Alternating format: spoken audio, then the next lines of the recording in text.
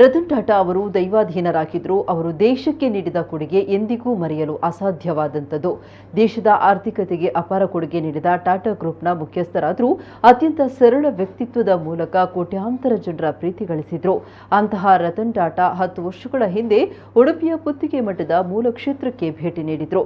ಪುತ್ತಿಗೆ ಶ್ರೀಗಳ ಆಹ್ವಾನ ಮನ್ನಿಸಿ ಬಂದಿದ್ದ ಟಾಟಾ ಗ್ರಾಮೀಣ ಪ್ರದೇಶದಲ್ಲಿ ಸರಳ ವ್ಯಕ್ತಿಯಾಗಿ ಸಮಯ ಕಳೆದಿದ್ರು. ಅವರಲ್ಲಿನ ದೈವ ಭಕ್ತಿ ಅಪಾರ, ಭಗವದ್ಗೀತೆಯ ಬಗ್ಗೆ ಆಸಕ್ತಿಯನ್ನ ಹೊಂದಿದ್ರು. ಈ ವಿಚಾರವನ್ನ ಪರ್ಯಾಯ ಪುತ್ತಿಗೆ ಶ್ರೀಗಳು ನೆನಪಿಸಿಕೊಂಡಿದ್ದಾರೆ.